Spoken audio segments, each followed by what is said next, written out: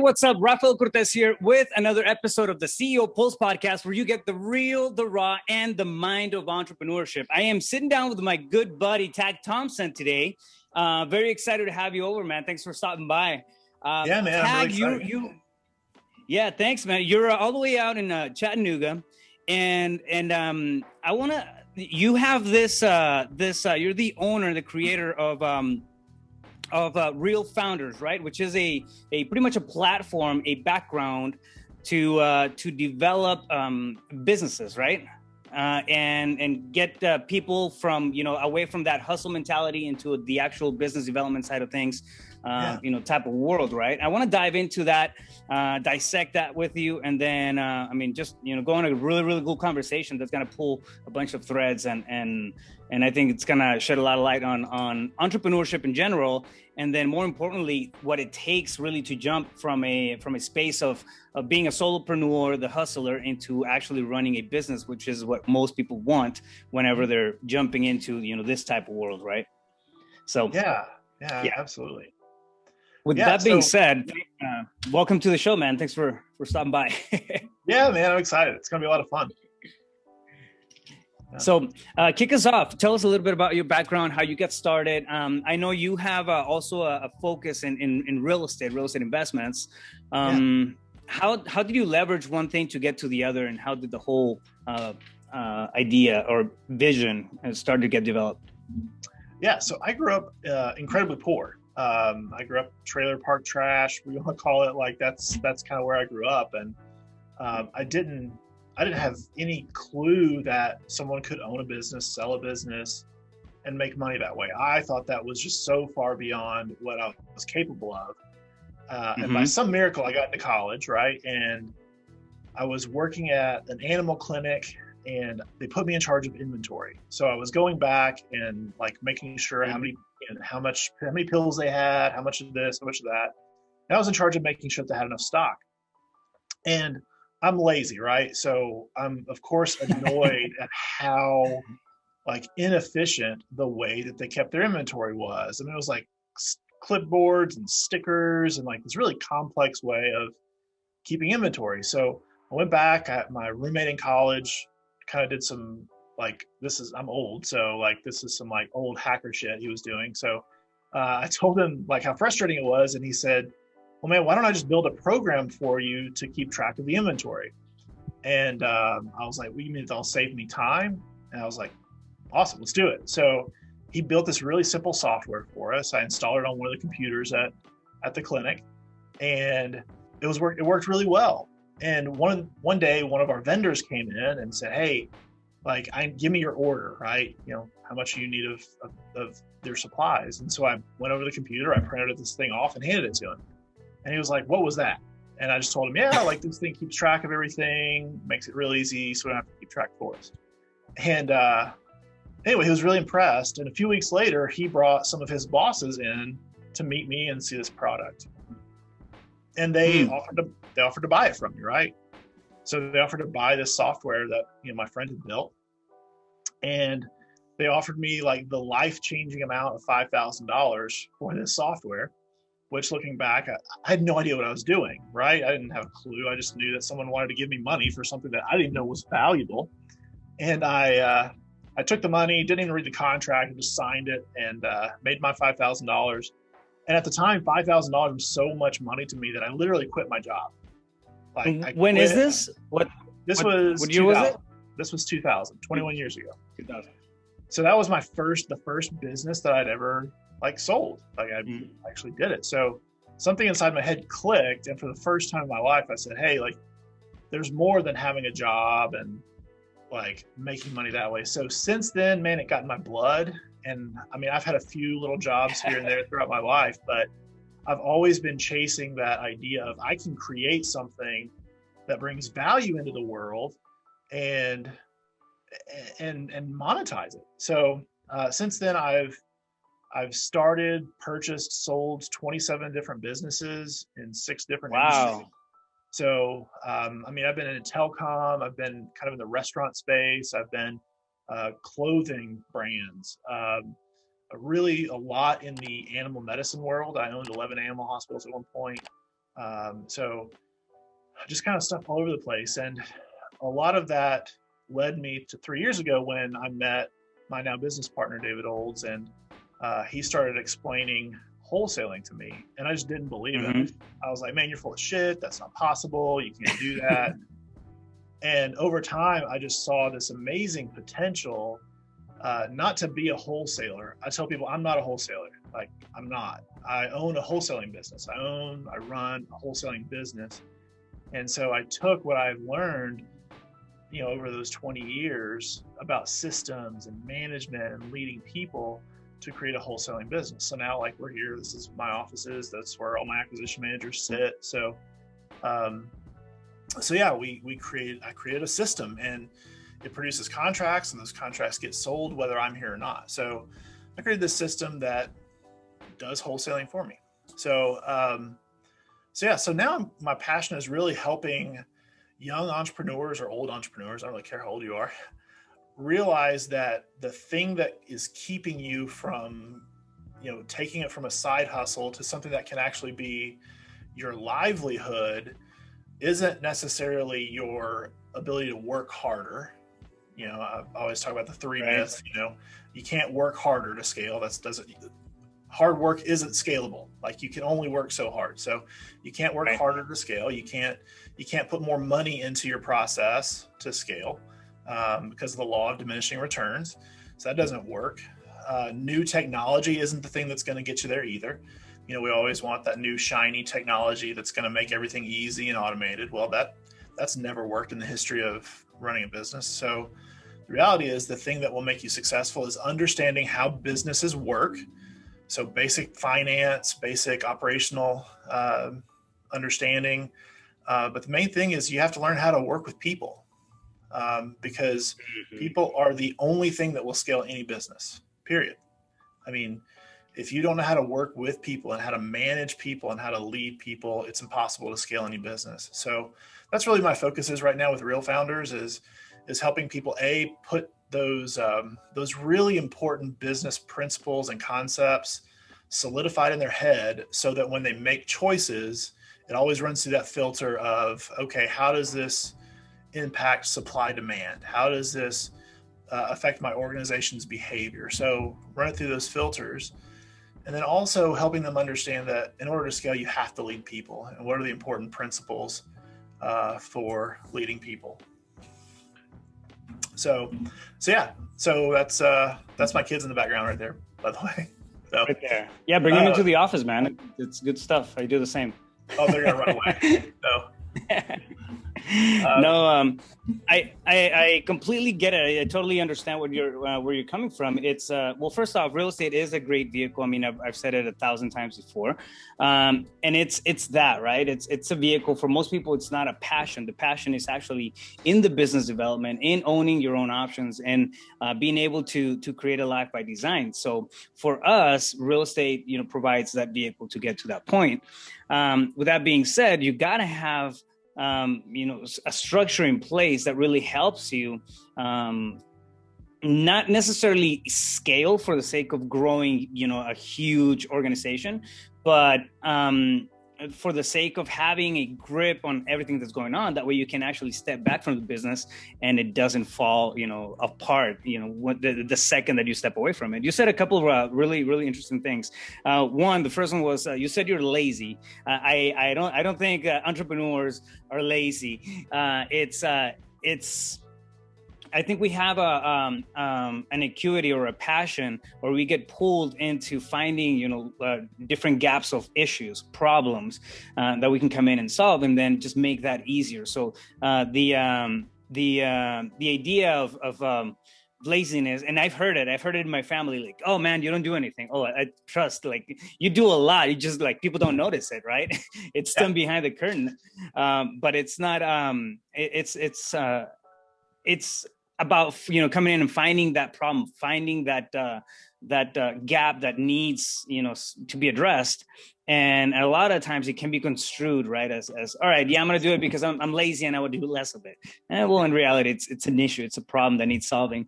So and I joke about that because I just joke about it because it usually gets people's attention. But the reality is, I run 7 businesses. Like, I'm not lazy. There's nothing lazy about me. There's no way. There's no way. 6:30 here in Chattanooga right now, and I've got my kids in my office. Like, I'm not lazy. But I have, instead of saying lazy, I tell people I have an extreme disdain for inefficiencies. Yeah. Like, I can't handle it. If I see that something is being run in a way that's not efficient, like, I'm like OCD about it. I'm like, we got to fix that. Yeah, there's ways that can, or things that can be improved, right? No, I use the same analogy. I like saying that, I come in and then develop, processes and systems and apply those because I'm lazy, quote unquote, right? And I like to just do them once. I don't want to keep doing the same thing over and over and over again. But yeah, no, I thought it was interesting that you put it that way. I understood what you meant. And I just wanted to highlight that. And you're right too. I mean, about, bringing things back to the basics. It's really going to be understanding how, the finances, the systems, the process, how everything connects, right, in a business, but also paying attention to the human capital that you have within your team. That's huge, man. It's I think we're turning a corner into a space of, at least in entrepreneurship in general, where people are more interested in who they're working with rather than, making, I don't know, $10,000 more a year. It used to be the case, but I think that's it's shifting fast. It's and if you want to talk about this, you better cancel your next 2 appointments, because we can go for a long time and talk about let's go. Yeah, no, it's incredible to see this shifting dynamic of understanding what people really want. I mean, what people want out of a job. I mean, people aren't really interested in careers anymore, period. I mean, the idea of somebody doing the same thing for 40 years, like, that's just gone. But really looking at what people want. And I talk about this in my course a lot, in understanding people's desire and search for meaning. And even though you're a team member here, and in some ways you might be a cog in a machine, it's your job as a leader to inspire that person to understand that even within that, like, even within your job flipping a hamburger, or even within your job, making a sales call, like, there should be deep meaning in that. And it's amazing to see the production that I get out of my staff. I tell people all the time, I will put my staff's production, like my return on investment. So I give my team member $1. The return I get on my investment, I put it against anybody's in the country, period. I will put it against anybody's anytime. Not because my guys are the most talented. They're not. They're not the most skilled. They're definitely not the most aggressive. In fact, I don't like to hire aggressive people. But my people are 100% on board with my mission, right? So they'll work harder. They'll be more dedicated. They'll listen better to me because they are 100% bought into my mission statement.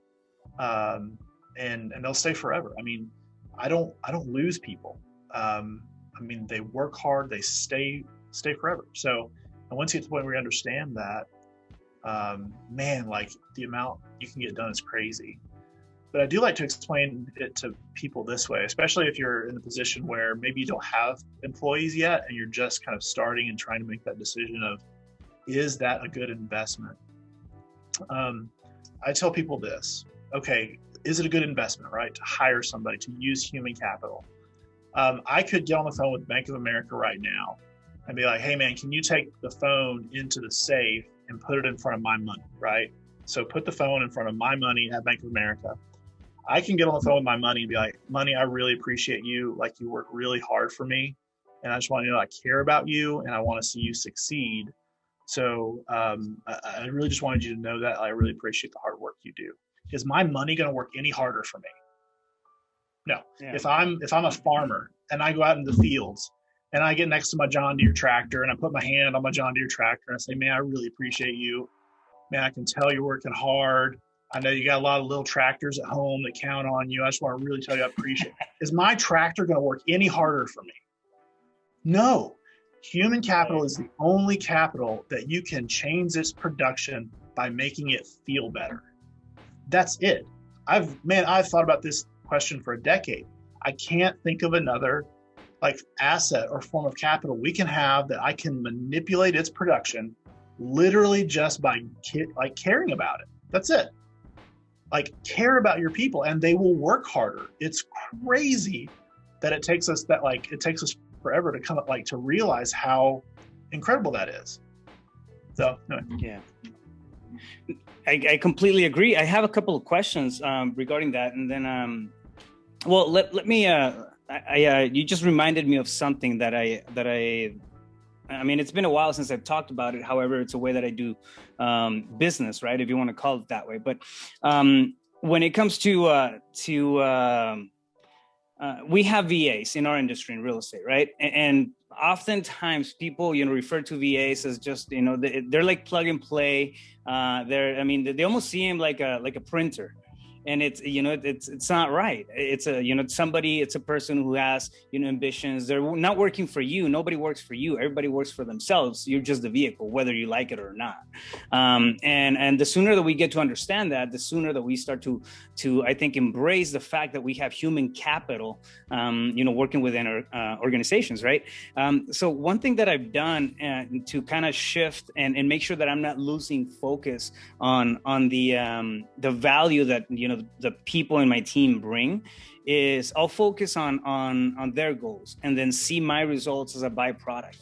Meaning, for example, if I'm, for ease of numbers, right? Say that I want to hit a specific number. I want to hit, I don't know, $50,000-$60,000 a month on revenue, take home. What does my, for example, disposition manager have to make? What do my acquisition managers have to make? And I'll leave my number aside and I'll focus on their number. I'll focus on them, taking home $10,000, $20,000. And my goal, everything that my actions are geared towards helping that person make the $20,000. And you know what? My stuff is going to be taken care of. It's a byproduct. Yep. Right. And it's a way of making sure that I keep, it works well for me and making sure that I keep my focus and mind where it really belongs, as opposed to getting so systematic that that we neglect the beautiful thing that human capital is, that we have. It's our greatest asset, really. And payroll is not, and I'll go to town on this. Payroll is not an overhead. It's not part of the overhead. It's an investment. It's an investment in your company. So don't look at payroll as overhead, man. That's it's my favorite 2 days of the month, man. Seriously, It's my favorite 2 days of the month when I get to write $60,000 in checks to the people that literally give me their time, which is our most valuable thing. Like, man, I love payroll day. Like, I really, really do. And because of amazing things that will happen. They work harder. It's crazy the amount of production that I get out of my people, because if you have the perspective that you just talked about, where I'm the employee, like they're not the employees, I work for them. Like if you see it any other way, you won't be able to scale. Like you have to see it as though I 100% work for those people out there. My job is to make them successful, and I'm just along for the ride. Like I'm on their coattails. It's not the other way around. That's great, man. I'm glad you said that. So to circle back around, what's you mentioned your mission. I'm curious, what's your mission? Yeah, so my mission is to be the best employer in Chattanooga. Best employer in Chattanooga. Well, that kind of takes care of my second question, which was, how do you get your team on board with your mission? Right. But it's almost like in their best interest right there. So it is, but you have to understand that even though that mission is tactical, right? Like I did think that through, but it pays dividends like you wouldn't believe, because as they see me attempting, because that mission is real. It's not I want to make $1 million, right? Like we try to throw something like that on the wall. That's the most boring mission, even for me. Like, even if that were my personal mission, because I don't believe in that. I don't care about that. So, but they actually know, like, it's my mission. It's not like something fun that I threw on the wall that whatever. Like, it legitimately is my mission. I want people to go out into the streets and say, good God, Tag's a good boss. Like, he is so good at leading his people and taking care of his people and caring about them. Like, they're on board with that. Like they are, and they do that stuff. Like I get an amazing amount of talent and people that want to come work with us because that's my mission, and they tell everybody. So I mean, it pays huge dividends. It really, really does. Yeah, yeah. I mean, it's well, besides a strategic, approach to business, it's the right thing to do, right? It's funny how that works. Yeah. But yeah, no, I love it, man. I love the fact that you have a primary focus on building that type of culture within your companies. So that's exciting. Tell me how does the process work? What do you exactly whenever you're working with a client, or when somebody comes to you for advice, how do you structure that? What's your process in helping somebody out? So everybody's situation is a little different. We're all gifted with different skill sets and understandings of how business works in general, but also what even the business is that you're working in. So really what I need to do is understand you. So I spend a lot of time assessing your skill sets, looking at what your drive is in life, understanding your why, if you have one, if not, helping you develop that, because that is very important. That mission that I have is what makes me successful. So helping you understand your personal mission and why that's important.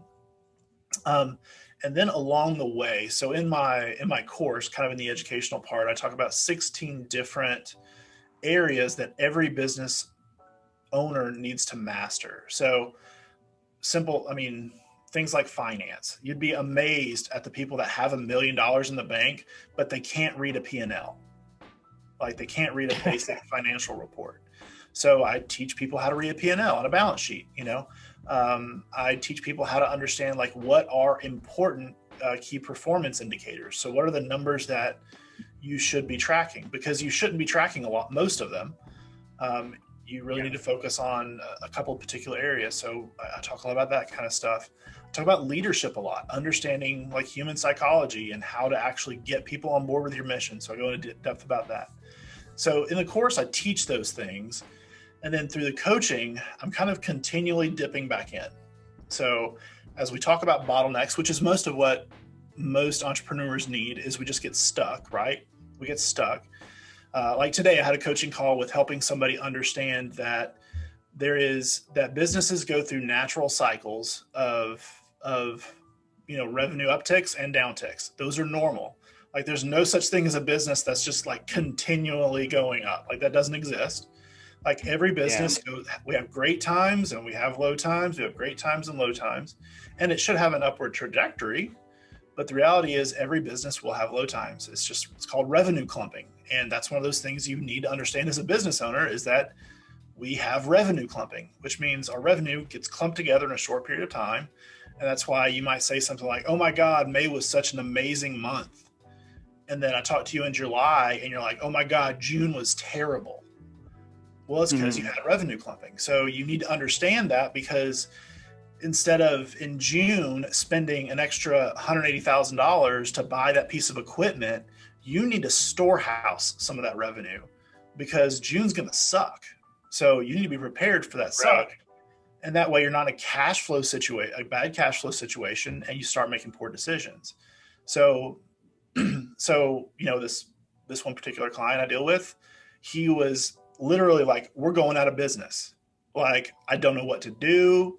Like everything's terrible. And I went back through his P&L and I said, no, man, you're in a very normal business cycle. The problem is you just weren't prepared for it, because you hadn't trained yourself to understand that that's coming.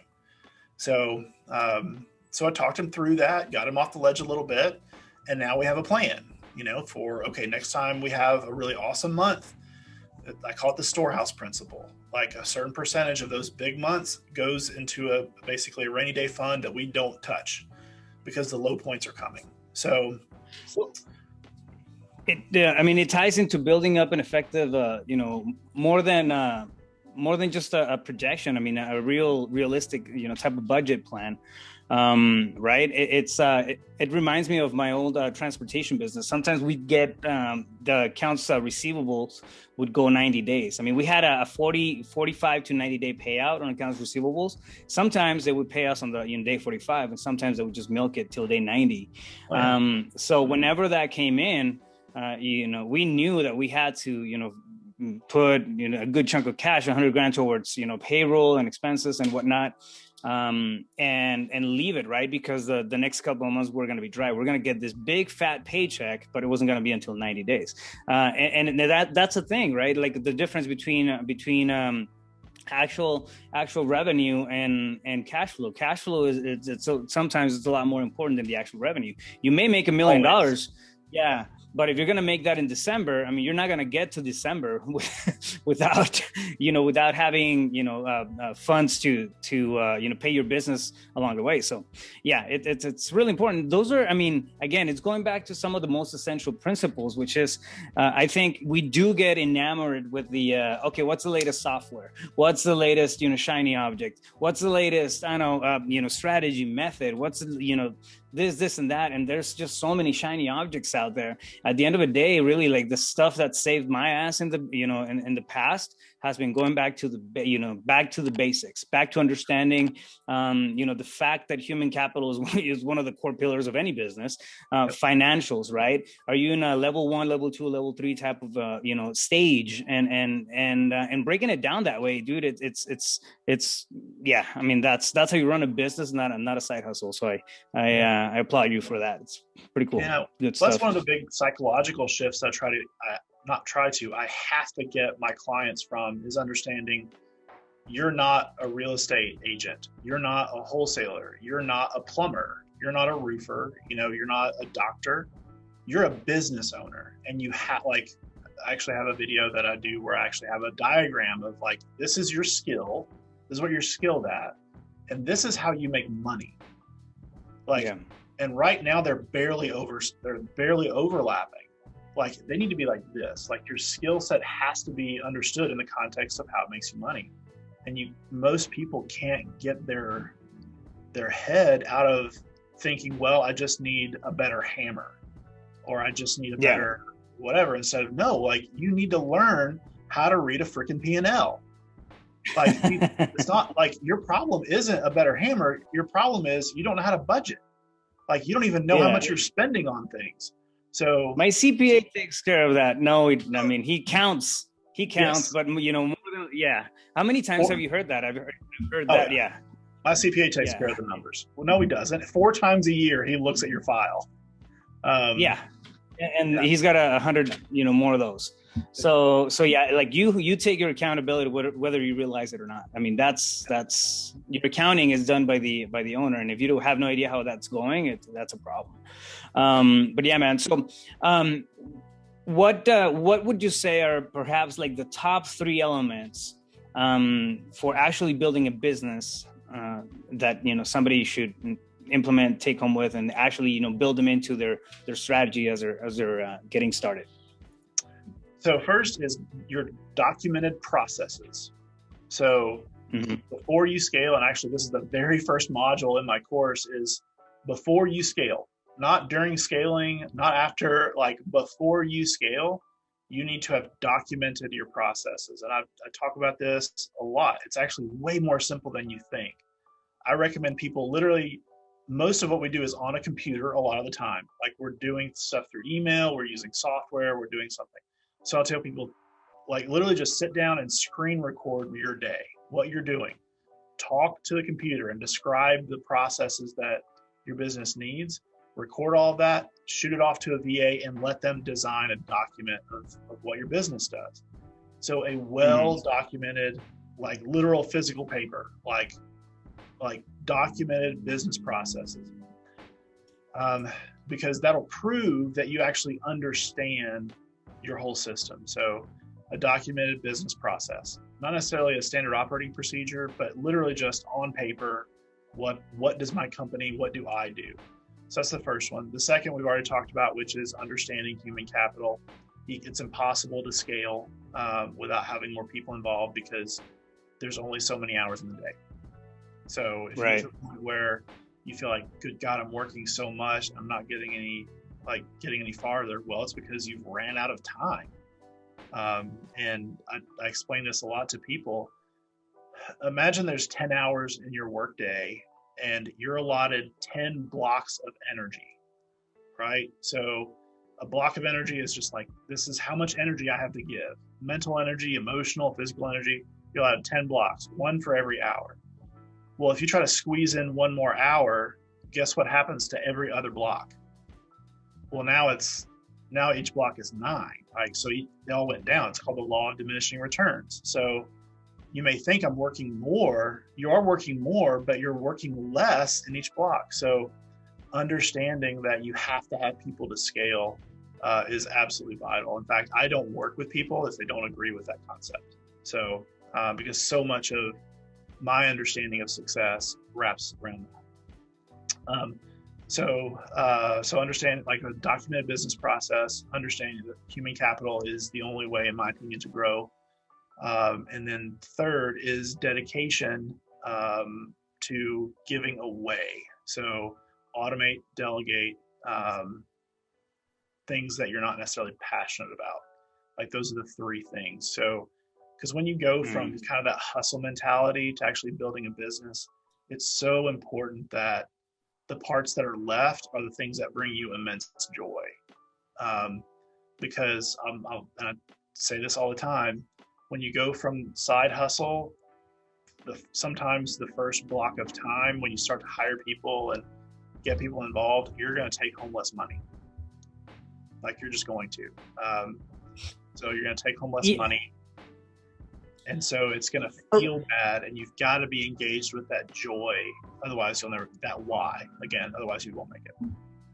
Well, and you're completely right. I mean, it's less piece of the pie, right? But then again, I mean, what comes with that less piece of pie? It's time. Freedom. More than likely at the beginning, of course, going through the hiring, and there's so many, great tools that, we can apply for hiring and creating, for example, the documentation that you're talking about, Trainual.com is a great resource. I mean, it's super easy, to use to start logging your stuff. So kind of like a side note, I was thinking about that, but talking to your computer, like you just mentioned, taking that and then sending it out to a VA to handle it and clean it up. Maybe they can even re-record and upload to Trainual and stuff like that. So like we don't have to do everything, right? But it's there's so many things out there that can cut that headache. And when you're going through the process of hiring, your time's still going to be invested. But guess what's going to happen next month? Your time comes back to you. Now you have, I don't know, 4 hours extra a week because you brought one person in, or 5 hours or 8 hours. And now you have, you're working 4 days out of the 5, and that adds up. I mean, it adds up. And then you have, less piece of the pie, but your time freedom is also back. So. Oh, yeah. And going back to that block of energy, right? So now instead of splitting those 10 blocks of energy over 10 hours, now you're splitting those 10 blocks of energy over 4 hours. So now like the work you're producing is so much higher quality. That's where mastery comes from, because you're compressing time. I mean, it's so good. So. Yeah. Do that enough, and then you're going to find yourself just doing the shit that you like doing. That's where I'm at. That's where I am right now. I don't know that works.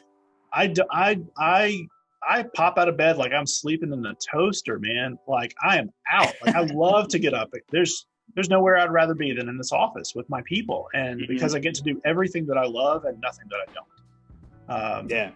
But it took a while to get here. I mean, it took hard work. No, you're it's a beautiful space. It's definitely a beautiful space to be in, man. So awesome. So if somebody wants to get a hold of you, maybe talk a little more about your process, your system, and reach out. How would what's the best way to get to you? Social media is really good. Instagram's always great. So if you just look at me, I'm the only Tag Thompson in there. My handle's the wrong tag if you're looking for me. But also my website's great. Tag? At the wrong tag. But if you check out my website, there's some good resources on there. Just go to realfounders.io. or foundersolutionsinc.com. Either one of those will get you to the same place. And check out some of the content that I've put out there. A lot of the same stuff we talk about here. I'm really active on social media, so that's the best way. Sweet. So there you guys have it. No members only pages or anything like that. We've established that. Correct. No members only or only fans. What are they called? Only fans? Yeah, I'm sorry. That's what I meant. That shows you how disconnected I am from that. That's right. Ain't nobody into that. So called focus. All right. Good stuff. So I like to close off with this this question, and it really gets me, because I think when I was 17, it was one of the most critical times in my mental and mindset development, right? If you were walking down the street, knowing everything that you know now, you were walking down the street and you ran into your 17-year-old self, what would you tell that Tag? I would tell them it's going to be a very long life, and don't get in a hurry. I think that I don't even remember who said it, but maybe it was Warren Buffett said, we always overestimate what we can accomplish in a year, but underestimate what we can accomplish in a decade. And I think so many of us have to have that instant gratification. I know I feel like I fall into that trap a lot too. The understanding that patience it's like the best skill you can have, especially kind of in these days, because none of us have it. But just the idea of I'm going to have to dedicate 5 years to something in hopes of being successful at it. None of us have that anymore. And it's such a valuable skill. So I would do everything I could to convince myself, hold on. Because if I had, going back to the very first story I said, right? So I sold that software for $5,000. So today, that software that I sold them is owned by the Mars Corporation and is probably worth $1 billion on its own, right? So, but because I wasn't patient enough to actually take a minute and see what I had, I let it go. So patience, man, slow down. That's it.